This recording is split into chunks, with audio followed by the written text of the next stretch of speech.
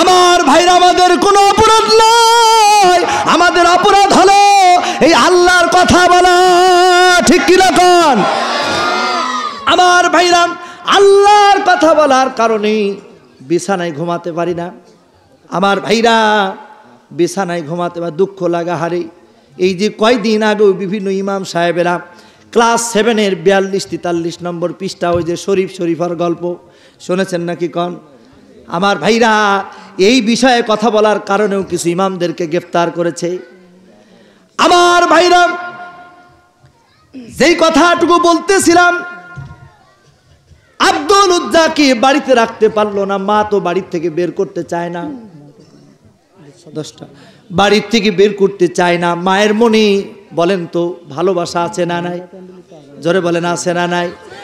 মায়ের মতো হয় না আপন, ঠিক কিনা কন? মায়ের মতো হয় না আপন, হয় না তাহার তুলনা। হায়রে আমার মায়, আমার আদরিনী মায়, আমার সোহাগিনী মা। মাঝে আমার আধার ঘরের পূর্ণিমার চাঁদ, মা ছাড়া সে ঘরখানাতে লাগে না রে স্বাদ, আমার লাগে না রে স্বাদ। কথা কন ঠিক কিনা? এই জন্য মা রে ভালোবাসা দরকার আছে না নাই? যারা মাকে ভালোবাসো না তারাই আমার গান শোনো না, ঠিক কিনা কন? মায়ের কয়টা নারী ছিঁড়ে তুমি দুনিয়াতে এলে, ওরা একদিনও কি হিসাব করে দেখেছ কি ছেলে, ঠিক কিনা কন? ওই মাকে যারা দাও না খিতি, মায়ের ভক্তি করো না, তারাই আমার গান শোনো না। যারা মাকে ভালোবাসো না তারাই আমার গান শোনো না। যাদের মা বেঁচে আছে মায়ের খেদমত করবেন, পারবেন না ইনশাল্লাহ? মায়ের মা সম্পর্কে ওয়াজ করার সময় যেহেতু আমি লোক গুছিয়ে দিয়েই আলহামদুলিল্লাহ আজকের প্রধান আলোচক আমার জুলফিকার আলী ভাই অত্যন্ত ভালো আলোচক, আল্লাহ পাক তিনাকে সুস্থ শরীরে স্টেজে আসার তৌফিক দিক, বলেন আমিন। আপনারা মন খুলে কথা শুনবেন ইনশাল্লাহ। তো বলি খবরদার মায়ের সাথে বেয়াদবি করবেন না, মায়ের সাথে যদি বেয়াদবি করেন কপাল পুড়ে যাবে। মায়ের এত দাম যে মায়ের দিকে একবার নেক নজরে তাকালে একটা কবুল হজের সওয়াব হয়। সুবহানাল্লাহ বলেন। নবীজি হলেন আমাদের আদর্শ। কে? লাকাদ কানা লাকুম ফি রাসূলিল্লাহি উসওয়াতুন হাসানা। নবীজি আমার আজ থেকে 1450 বছর আগে মায়ের কিভাবে খেদমত করতে নজিরবিহীন খেদমত শিখায় গেছেন। সুবহানাল্লাহ। ছোট্ট একটা কথা বলি, মনে হলো তাই বলি। রাসূল আকরাম সাল্লাল্লাহু আলাইহি সাল্লাম তিনি মসজিদে নববীতে বসে আছেন। কোথায়? মসজিদে নববীতে বসে আছেন। একজন চাদর মুড়ি দিয়ে একজন বৃদ্ধা মহিলা হাঁটতে হাঁটতে আসতেছে। রাসূল দূর থেকে দেখেই চিনে গেছেন যে আমার দুধমাতা হালিমা আসতেছে। সুবহানাল্লাহ বলেন। তিনি দাঁড়িয়ে গেছেন।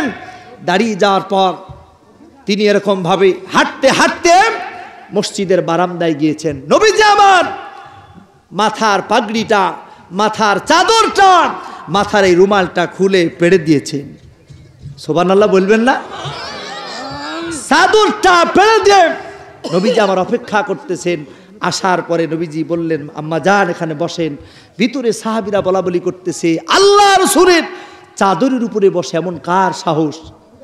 কার সাহস আল্লাহ রাসূলের চাদরের উপরে বসে? সাহাবীদের ভিতরে বলা বলি হচ্ছে। অথচ রাসূলের দরবারে যখন দুধমাতা হালিমা আসলেন, মায়ের সাথে রাসূল কথা বললেন। সুবহানাল্লাহ। আমার ভাইরা মায়ের সাথে কথা বলার পর মাকে বিদায় দিলেন। কিতাবের ভিতরে আসতেছে আলেম উলামা আছি, যখন মা যখন চলে গেল সন্তানের কপালের উপরে চুম্বন দিয়ে গেল। সুবহানাল্লাহ। কপালের উপরে চুম্বন দিয়ে গেল। হারে ও সন্তান, আজকে অনেক সন্তান আছে বাড়ির থেকে বিদায় হয়ে যায়, মার সাথে ঠিকভাবে কথাটাও বলে না। স্ত্রীর কাছে বিদায় নেওয়া চলে যায়। এর যুবক, বউ চলে গেলে বউ পাওয়া যায়, মা যদি মারা যায় আর মা পাওয়া যায় না। এরে যুবক, ও যুবক, এই জন্য যাদের মা বেঁচে আছে রে যুবক, খবরদার খবরদার মায়ের সাথে বেয়াদবি করবি না। মায়ের মতো ভালোবাসার মানুষ আর এই পৃথিবীতে কেউ নাই। এর যুবক, মায়ের আলোচনা আমি করি না।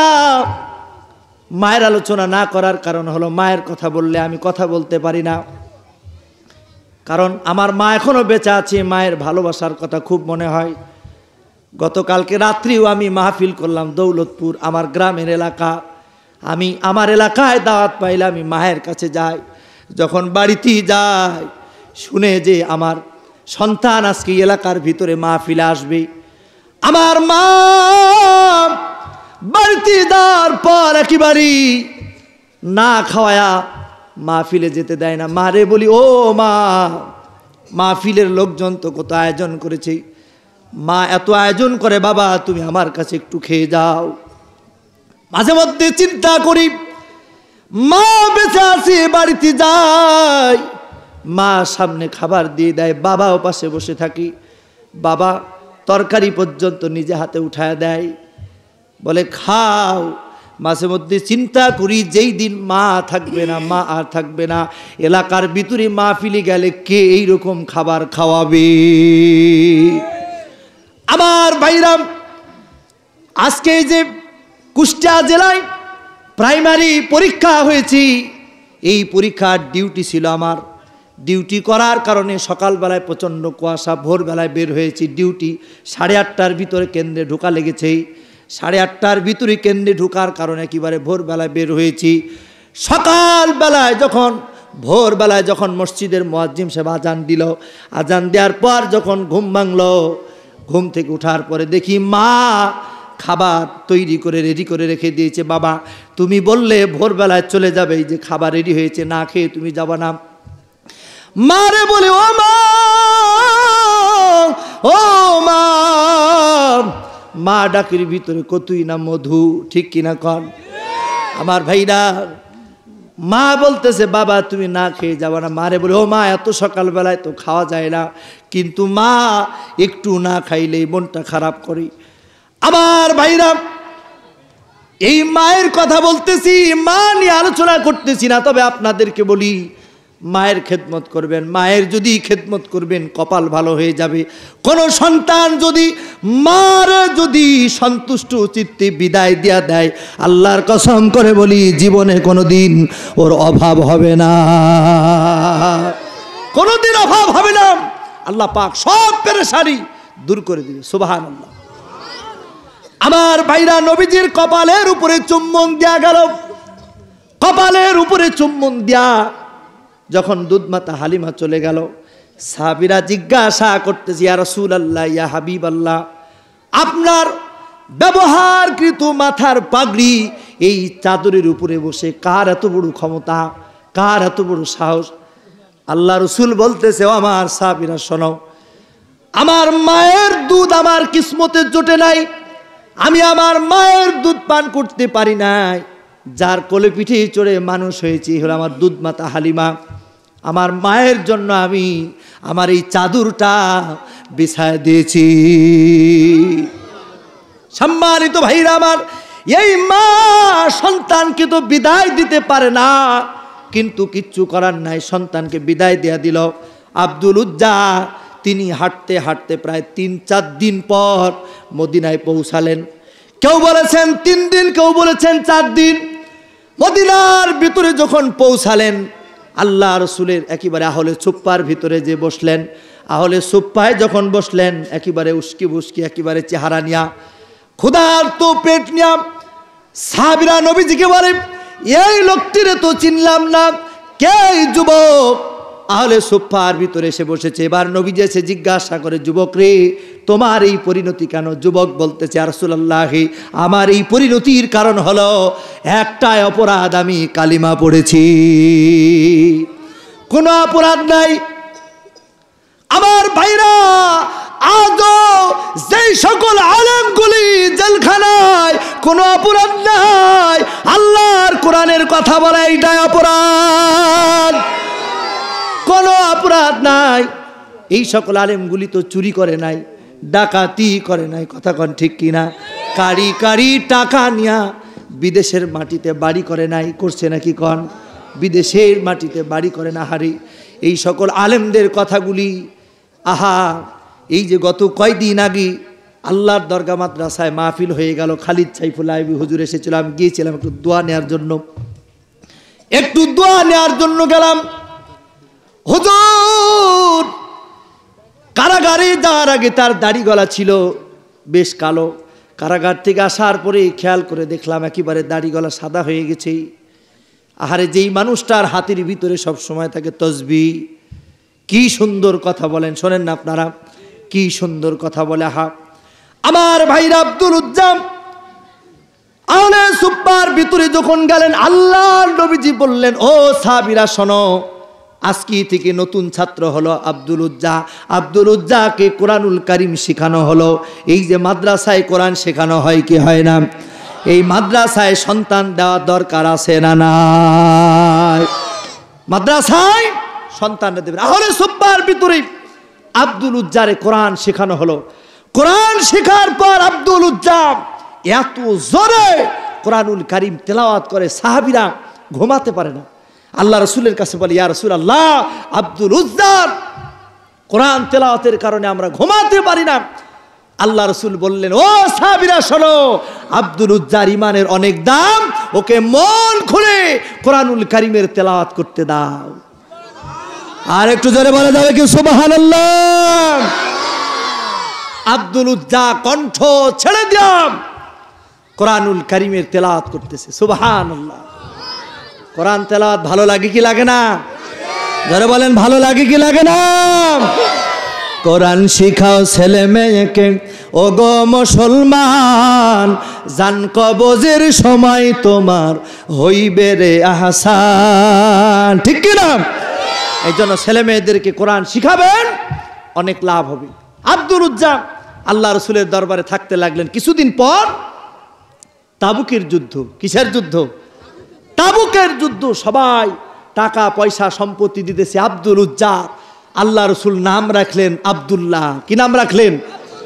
আব্দুল উজ্জা নাম রাখলেন আব্দুল্লাহ। কয় আব্দুল্লাহ, আব্দুল্লাহর দেওয়ার মতো কিছু নাই, কিছুই দেয় নাই। আব্দুল্লাহ বলে, ইয়া রাসূলুল্লাহ, আপনি আমার জন্য দোয়া করুন, আমি যেন জিহাদে শহীদ হয়ে যাই। কি হয়ে যায়? শহীদ হয়ে যায়। আল্লাহ রসুল আব্দুল্লাহরে বলেছে, আব্দুল্লাহ, তুমি একটু গাছের বাকল নিয়ে আসো। গাছের বাকল দিয়া আব্দুল্লাহর শরীরে বেঁধে দিলেন। আব্দুল্লাহর শরীরে বেঁধে দেওয়ার পরে আল্লাহ রসুল বললেন, কাফেরদের জন্য তোমার রক্তকে হারাম করে দিলাম। সুবহানাল্লাহ বলেন। কোন কাফের তোমাকে মারতে পারবে না। আব্দুল উজ্জা নবীজিকে বললেন, ইয়া রাসূলুল্লাহ, ইয়া হাবিবাল্লাহ, কি দোয়া করলেন আপনি? আমার ইচ্ছা হয় আমি জীবনটা আল্লাহ রাস্তায় দিয়ে দিব, কারণ সব থেকে সহজ মৃত্যু হলো জিহাদু ফি সাবিলিল্লাহ, আল্লাহ রাস্তায় জীবন দেওয়া।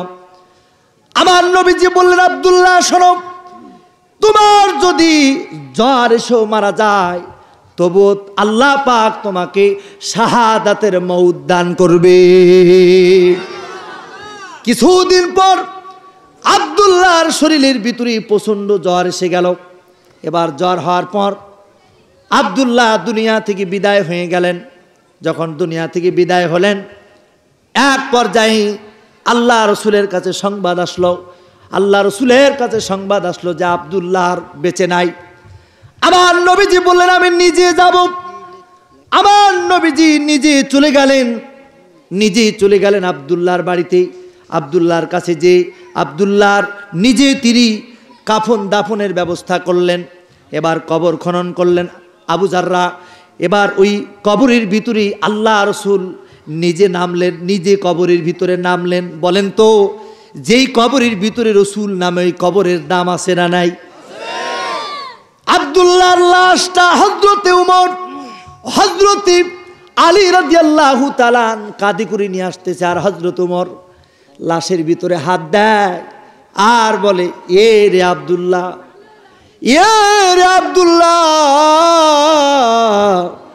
তোর কপাল কতই না ভালো রে আব্দুল্লাহ।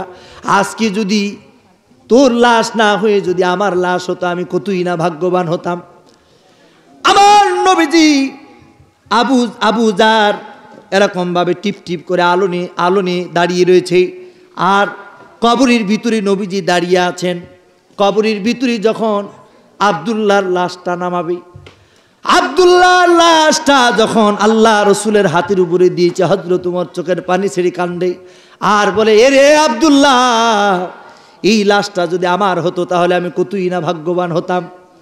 যেই কবরের ভিতরে আখেরি জামানার পয়গম্বর মুহাম্মদ রাসূলুল্লাহ সাল্লাল্লাহু আলাইহি সাল্লাম কবরের ভিতরে নেমে যায়, যেই লাশটা এরকম ভাবে কবরের ভিতরে আল্লাহ রসুল লাশটা নিজে রাখলেন, আমার নবীজি কবর থেকে দোয়া করলেন, সুবহানাল্লাহ বলেন। আমার নবীজি কবর থেকে দোয়া করলেন, কবর থেকে দোয়া করলেন আব্দুল্লাহর জন্য। হযরত উসমান রাদিয়াল্লাহু তাআলা কাঁদে, হারে আজকের এই লাশটা যদি আমার হতো তাহলে আমি কতই না ভাগ্যবান হতাম। আমার ভাইরা, আমার নবীজি নিজে করলেন কি, দাফনের ব্যবস্থা করলেন, দাফন কাজ সম্পূর্ণ করলেন। আল্লাহ পাক আব্দুল্লাহ রে শাহাদাতের মর্যাদা দান করেছে, বলেন সুবহানাল্লাহ। আমার ভাই, এই জন্য যুগে যুগে যেই সকল সাহাবীরা এসেছেন, যেই সকল সাহাবীরা আল্লাহ রসুলের অনুসরণ করেছে, রসুলের জন্য জীবন পর্যন্ত দিয়েছেন, আমাদেরও দেওয়া দরকার আছে না নাই? জোরে বলেন, আছে না নাই? আমার ভাইরা, আল্লাহ রসুলের পথে আল্লাহ পাক তো এই জন্যই বলছেন, ফাত্তাবিউনি ইউহিব্বুকুমুল্লাহ। ও দুনিয়ার মানুষেরা, তোমরা যদি রসুলের অনুসরণ করো, ওয়াগফির লাকুম যুনুবাকুম, আল্লাহ আমি আল্লাহ পাক তোমাদেরকে মাফ করে দিব, বলি সুবহানাল্লাহ। আমার ভাইরা, এই দুনিয়ার ভিতরে অনেক মানুষ আমাদেরকে প্রশ্ন করে। আমার এক মামা একদিন বলতেছে, আসলাম তুমি কাজ পাও না, এত মুসিবত, এত সমস্যা, এরপরেও তুমি সব কথা বলার দরকার কি? আমি বলি, ও মামা, তুমি তো জানো না এর যে কি স্বাদ, কথা কন ঠিক কিনা কন, কি যে স্বাদ তুমি জানো না। কারণ এই আল্লাহ রাস্তায় যারা ঘোরে, আল্লাহর জান্নাত তাদেরকে হাতছানি দিয়া ডাকে। এই জন্য জীবনে জেল খাটার পরেও দেখেন তো, যে আলেমগুলি জেল থেকে বের হয়, এরপরেও কি কোরআনের হক কথা বলা বেড়েছে না কমেছে? কন আরো জোরে বলেন, বেড়েছে না কমেছে? আমার ভাইরা, কারণ ওই জায়গায় গেলে ইমানের পাওয়ার আরো বাড়ে, সুবহানাল্লাহ। আমার ভাইরা, ইমান বাড়ে, ইমানের পাওয়ার বেড়ে যায়। আমি মাঝে মধ্যে বলি, জান্নাত তো একেবারে মামু বাড়ির ছিন্নি না, চাইলেই পাওয়া যাবে। একটা মেয়ে মানুষের নাকের উপরে যে নাকফুলটা থাকি, দেখতে কতই না সুন্দর লাগে, ঠিক কিনা কন? দেখতে কতই না সুন্দর লাগে, কিন্তু নাকফুলটা ওই নাক পর্যন্ত যেতে অনেক কষ্ট করা লেগেছে, কথা কন ঠিক কিনা? ওই স্বর্ণকারের দোকানে আগুনের ভিতরে পোড়া লেগেছে, হাতুড়ির বাড়ি খাওয়া লেগেছে, মেশিনের ভিতরে ঘোরা লেগেছে, তারপরে নাকের উপরে গিয়েছি। আমার ভাইরা, আমাকেও যদি জান্নাতে যেতে হয়, দুনিয়ার ভিতরে মামলা হবে, হামলা হবে, রিমান্ড হবে, একটু জ্বর আসবে, একটু ঠান্ডা লাগবে, একটু সমস্যা হবে। অনেক মানুষ আছি, শরীরে যদি একটু রোগ হয় আল্লাহকেই ভুলে যায়, কথা কন ঠিক কিনা? অথচ আল্লাহ পাক এই দুনিয়াতে আল্লাহ তাআলা মানুষের শরীরে রোগ দেয়, সমস্যা দেয়, গলা খুশি হয়ে দেয়, কি দেয় না? খুশি হয়ে দেয়। আল্লাহর কোরআনের, আল্লাহ তাআলার কোরআনের রাজ যদি কায়েম করতে হয়, এই কোরআন প্রতিষ্ঠা করা লাগবে, ঠিক কি না? অনেক জায়গায় গেলে লিখিত দেয়, হুজুর একটু পর্দার ওয়াজ করবেন, একটু মেয়েরা পর্দায় থাকেন। আমি বলি, প্রায় মাহফিলেই বলি যে শোনেন, পর্দার ওয়াজ আমি আসলাম যদি কিয়ামত পর্যন্ত চিল্লায়, এদেশে পর্দা কায়েম হবে না। হয়তো দু একটা মেয়ে পরিবর্তন হবে, কিন্তু পর্দা কায়েম হবে না। হবে কি? জোরে বলেন, হবে? কিন্তু এদেশের প্রধানমন্ত্রী যদি আজকে সার সময় ঘোষণা দেয়, আগামীকালকে সকাল থেকে একটা মেয়ে বোরকাবিহীন বেপর্দায় বের হতে পারবে না, যদি বের হও শরীরের ভিতরে পুলিশ ভাইরা আলকাতরা মেরে দিবে। আর কি কেউ বেপর্দায় বের হবে? আর কেউ বেপর্দায় বের হবে না। দুঃখজনক হলেও সত্য, এদেশে কিছু নাস্তিক আছে মেয়েদেরকে আরো পর্দাহীন করতে চায়। জোরে বলেন ঠিক কি রকম? স্কুলের ভিতরে শেখানো হয় স্বামী আর স্ত্রী কিভাবে ঘুমাবে। এরা কত বড় বেয়াদব, স্কুলের ভিতরে শেখায়। এগুলা কি শেখানোর জিনিস? কথা বলেন। এগুলা শেখানোর জিনিস না, এগুলা এমনি শিখবে। কি বলেন ঠিক এমনি শিখবে না আমার ভাইরা। এই জন্য পর্দা যদি কায়েম করতে হয় এই কোরআনের কোনো বিকল্প নাই, ঠিক কি না? আল্লাহ পাকে কোরআনুল কারিমে বলছেন পর্দার কথা, কোরআনে আছে না নাই? পর্দা যদি না করি শাস্তি আছে না নাই? আছে। আল্লাহ রাব্বুল আলামিন কোরআনুল কারিমের ভিতরে বলছেন ইন্নাল্লাযীনা কাফারু বিআয়াতিল্লাহি লাহুম আযাবুন শাদীদ।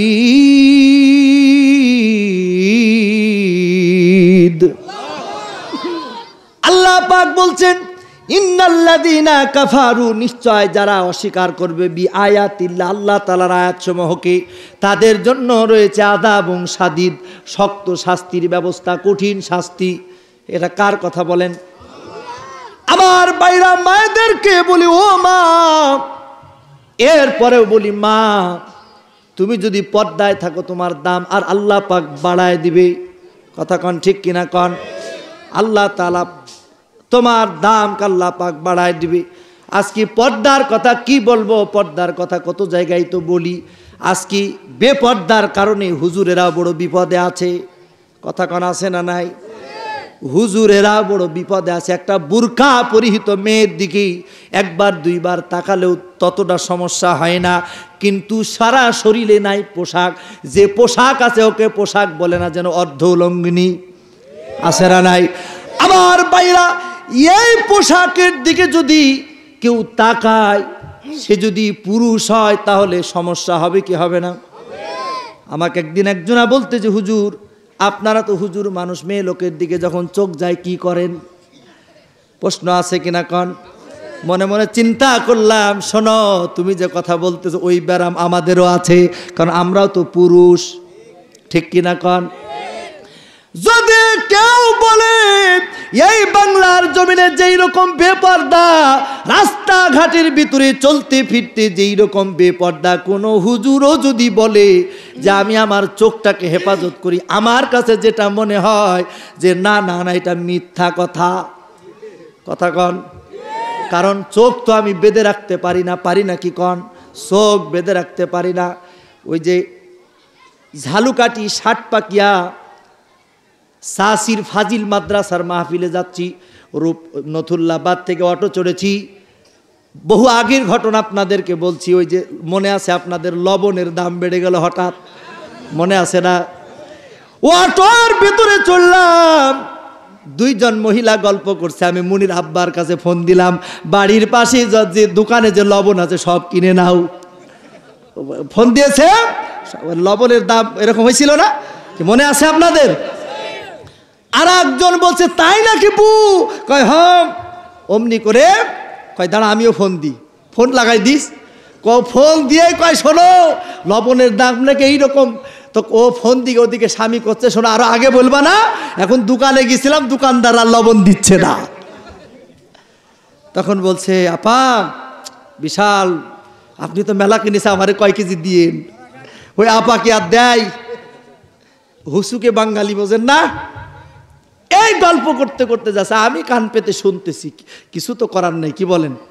তো এখন রূপাতলিতে যে নামলাম, একেবারে নামার সাথে সাথেই বাসালা রাখতে যে ভাই হুজুর হুজুর হুজুর একটাই সিট খালি আছে, হুজুর আসেন আসেন আসেন, একটাই সিট খালি। তো গেলাম, যে বাসে উঠেই সিটে বসলাম। সিটে আর একই সিটে দুইটা সিট, একটা খালি আর আরেকজন আছে। তো তাকে দেখতেছি, এখন আমি চোখ তো আর বেঁধে রাখতে পারি না, মানুষ না কারেন্টের খাম্বা, একেবারে কানের মধ্যে ইয়ারফোন দিয়ে জিন্সের এক প্যান্ট পরে, প্রথমে মনে করলাম মনে হয় পুরুষ মানুষ হবে, কিছুক্ষণ পরে দেখি যে ও লেডিস না জন্ডিস। কি কোন আছে না নাই? কথা বলে না আছে না নাই? আমি বলি আলেমদের নিয়ে তো এই দেশে বক্তব্য বরণ করে নেব। আপনি দেখতে পেলে বরণ আসতেছে না আমার ভাইরা। আজকে আমি বলি বেপরদা বেহায়াপনা করেন বিভিন্ন পার্কের ভিতরে ছেলেমেয়েরা যেইভাবে মেশে, প্রশাসনের ভাইরা যদি একদিন যদি কোনো একটা পার্কের ভিতরে ঠেট দেয়, জীবনে আর কুষ্টিয়ার ছেলেমেয়েরা ওই পার্কের ভিতরে যাবে না। জোরে বলেন ঠিক কি না কর? বরং কি হয়, ওখানে আরো প্রোটেকশন দেওয়া হয়, তোমরা চালাও আমরা আছি। কথা বলেন ঠিক কি না কন? কারণ ওরা জানে ওই পার্কের ভিতরে আকাম কুকাম তেকাম সকামের মাধ্যমে যেই সন্তানটা জন্মগ্রহণ করবে ও হবে নাস্তিক, আর ওই স্লোগান দিবে একটা করে হুজুর ধর সকাল বিকাল নাস্তা কর। আমার ভাইরা যারা হুজুরদের দিয়ে নাস্তা করতে চায় এদের জন্মের ঠিক নাই। এরা 14ই ফেব্রুয়ারি বেহায়াপনা জেনা দিবস অথবা পহেলা বৈশাখের ওই নোংরা দিবসের সন্তান। এই যুবকেরা কথা বলে না ঠিক কি না? এই যে সামনে আসতেছে 14ই ফেব্রুয়ারি, এই যে যুবকেরা ফুল নিয়াম, ফুলের বাজার বড় গরম, ঠিক কি না? ফুলের বাজার বড় গরম হয়ে যায়। কি কারণে এই ফুলের বাজার গরম হয়? নারে তাকবীর, লিল্লাহে তাকবীর। আজকের মাহফিলের প্রধান বক্তার আগমন সাঁওতাবাসীর পক্ষ থেকে। কিবার পাওয়ার কমে গেল নাকি? কি কয়? এই যুবকের হাত তোলো, যুবকের হাত তোলো, এই যুবকের হাত তোলো দেখি।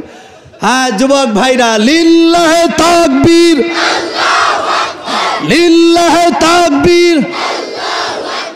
প্রধান বক্তার আগমন সাঁওতাবাসীর পক্ষ থেকে, লাল কুমারখালীর পক্ষ থেকে নারে তাকবীর। আমার ভাইরা, আপনারা জানেন বক্তা আসলে আমি আর কোনো কথা বলি না, এটা আমার চিরচাইত অভ্যাস। আমার জন্য দোয়া। আমি আপনাদেরই সন্তান, খুব কাছের মানুষ, চেনেন তো আমারই, অনেকবার এসেছি আপনাদের এলাকায়। আমি অল্প সময়ে অগুছালো কিছু কথা বলেছি, কথা বলার যোগ্যতা আমার নেই। এখানে অনেক হুজুর আছেন, ওলামা একরাম আছেন, হাজারো আলেমদের উস্তাদ। তো আমি অল্প সময় যে কথাগুলি বললাম, আল্লাহর হস্তে কথা বলার জন্য যে যোগ্যতা দরকার আল্লাহ পাক যেন আসমান থেকে আমারে দিয়ে দেয়। আপনারা আমার জন্য দোয়া করবেন, পারবেন না ইনশাল্লাহ? আমি আপনাদের জন্য দোয়া করি। আর শেষ বেলায় আপনাদেরকে একটি কথা বলি, আমাদেরকে জাগতে হবে, আর ঘুমালে চলবে না, ঠিক কিনা কন? সামনে